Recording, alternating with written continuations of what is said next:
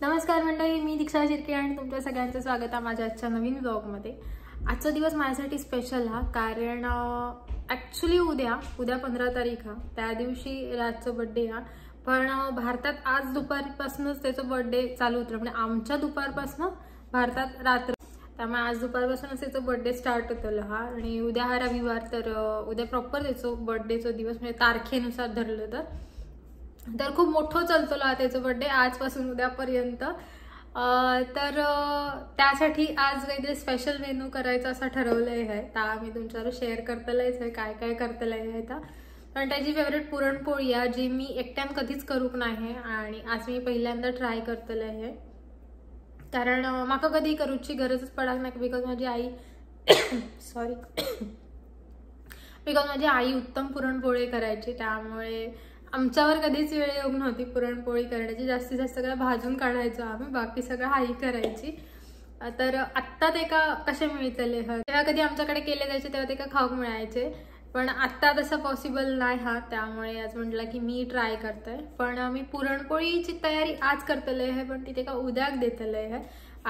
आता सगळं पुढे होत आलं तसं तसं तुमका कळतलाच, म्हणजे थोडंसं सस्पेन्स ठेवते, बिकॉज ॲक्च्युली हो दिवस माझ्यासाठी स्पेशल असं म्हटलंय आहे, कारण मागच्या वर्षी त्याचा बर्थडे काही लोकांमुळे खूप खराब झालेलो आणि त्या गोष्टीचा ते खूप वाईट वाटलेला। म्हणजे तो दिवस चांगलंही होतो आणि वाईटही होतो असं आहे म्हणत हवं असा, कारण आम्ही खूप छान प्लॅन केलेलो पण तो सक्सेस नाही हो। ठीक आहे, ज्यांनी केलं नाही त्यांचा त्यांच्याकडे, आमचा आमच्याकडे।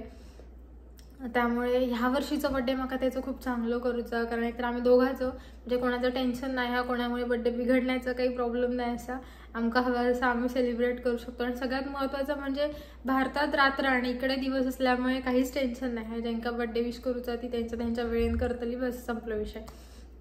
बाकी त्याचं बर्थडे कसं चांगलं हो यासाठी मी प्रयत्न करतले आहे, माझ्याकडनं जेवढा होताला तेवढा मी करतले आहे।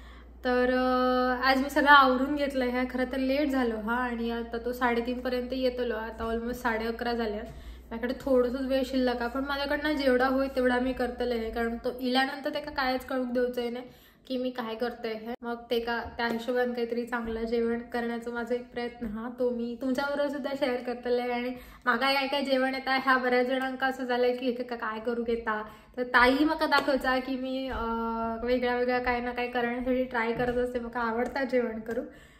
त्यामुळे आता चला बाहेरच गजाली मारत राहिलं असते तर आता ह्या काम राहिलं असता, म्हणून म्हटलं आता किचनमध्ये जाऊन गजाली कंटिन्यू करूया। माझ्याकडे भांडी ना खूप कमी आहे, ही 2 भांडी राजने इकडे घेतलेली आणि बाकी त्याच्यापैकी जे टोप असतात ते मी नॉनस्टिकवाले येताना आणलेले मी जेव्हा येले तेव्हा। तर आता ह्या 2 टोपांमध्ये एकात मी साखरेचं पाक करून घेतलं आहे, कारण एका ह्याच्यात मका 3 रेसिपी करूच्या जे त्याचे फेवरेट आहेत। म्हणजे सगळ्यात जास्त फेवरेट एक हा, जी गोल गोल गोल गोल गोल गोल घुमवून असता ती कळतली आहे। तर मका 3 गोष्टींसाठी पाक हवं, त्यामुळे मी ह्या मोठ्या टोपात करतले। आणि ह्याच्यात मी एक बासुंदी सारखी ग्रेव्ही करून घेतले, म्हणजे हेडेची खीर करून घेतले आहे, ती शाही तुकड्यासाठी। तर सध्या तरी हे 2 गोष्टी तुमका कळाले असले की एक जिलेबी करतले आहे आणि एक शाही तुकडा, बाकी 2 गोष्टी काय करतले आहे ते तुमका पुढे कळते। इकडून चालू केलंय मी माझ्या मेन मेनूची सुरुवात। त्यासाठी आधी मी साखरेचं पाक करूक ठेवलंय, कारण साखरेचं पाक आणि बासुंदी ही 2 गोष्टी खूप डोकेदुखी असतात, ती खूप वेळ घेतात, त्यामुळे साखरेचं पाक करूक ठेवताना फक्त मी पाण्यात साखर घातले आणि 2-4 वेलची फोडून घातले, बस। मी त्याच्या पलीकडे आणखीन काय घालूक नव्हते, कारण ती बासुंदी साखरेचं पाक मका जिलेबीसाठी हवं होतं, शाही तुकड्यासाठी हवं होतं आणि गुलाबजामसाठी हवं होतं, त्यामुळे मी त्याच्यात केशर किंवा फूड कलर घालून काही फायदा नव्हतं।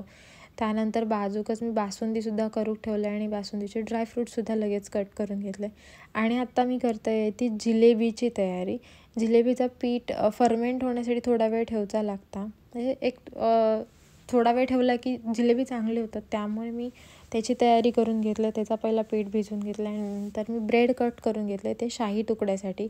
मी त्याचे कॉर्नर्स टाकूक नाही, कारण दुसऱ्या दिवशी म्हणजे रविवारी जेव्हा काहीतरी नॉनव्हेज करूचं असतं तेव्हा ते उपयोगात पडतले, फ्राय वगैरे करून खायचं असतं तेव्हा ब्रेड क्रम्ससाठी, म्हणून त्यानंतर तुपात मी ते ब्रेड भाजून घेतले आणि कॉर्नर कट करून घेण्याचा ह्योही एक फायदा होता की ब्रेड जास्त करपल्यासारखे दिसणार नाही, कारण कॉर्नर ऑलरेडी त्याचे चॉकलेटी असतात आणि मग ते आणि कसे तरी दिसतले. त्यामुळे त्यानंतर मी ते पाकात घालून घेतलं आणि नंतर बासुंदी ते ओतून फ्रीजमध्ये ठेवून दिले. त्यानंतर तयारी केली हे गुलाबजामची.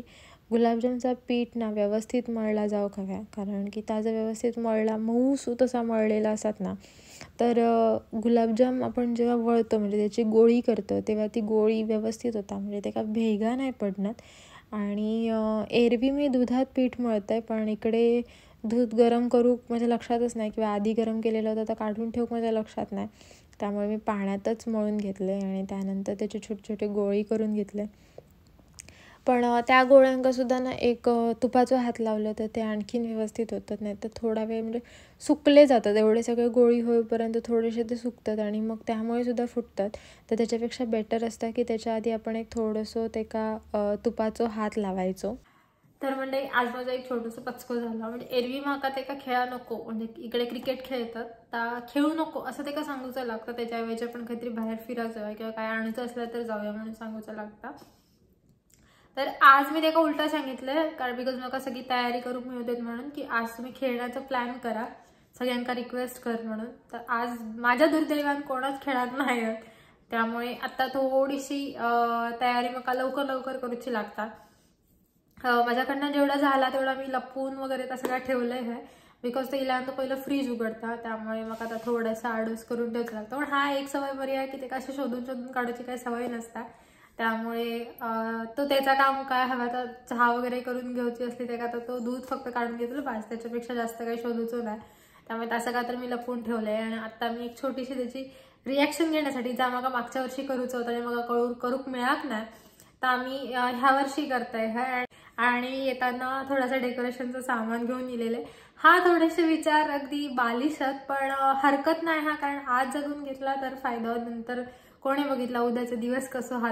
तर त्याची रिॲक्शन घेण्यासाठी मी आता पटपट थोडासा डेकोरेशन करते आहे. सगळ्या सेलिब्रेशन उद्या करतो, तो एक 15-20 मिनिटात येतो लोहा. तोपर्यंत मी आवरून घेते तर दाखव.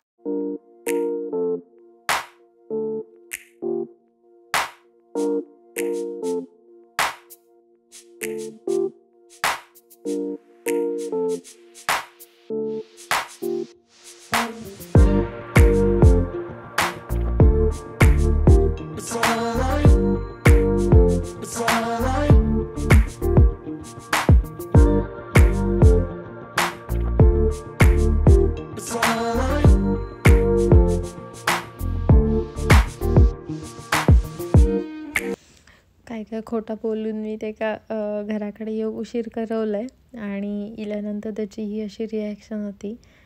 तर हाच बघण्यासाठी मी एवढा सगळा केलेलं आहे. म्हणजे मी खूप भारी काही डेकोरेशन करूक नव्हते, जस्ट मी फुगे लावलेले आणि हॅपी बर्थडेची ती एक पट्टी लावलेलं आहे, दॅट्स इट, एवढाच केलेलं आहे. पण ह्या बघून तो खुश झालेलो आणि त्यानंतर त्याच्यात जागो झालो तो म्हणजे भाडे करू. तो नंतर बलून्स बघू गेलो की मी भिंतीवर चिकटवलं की कशावर, कारण मी काय केलं येतं, कारण इकडे भिंतींवर काही चिकटवणं अलाउड नसतं. त्याचे जर कलर वगैरे गेले तर त्याचं वेगळं भुगतान करूचं लागतं. तर असो हा आजचो दिवस. आता मी बाकी सगळ्या तुमका उद्याच्या भागात दाखवीन. तोपर्यंत बाय बाय.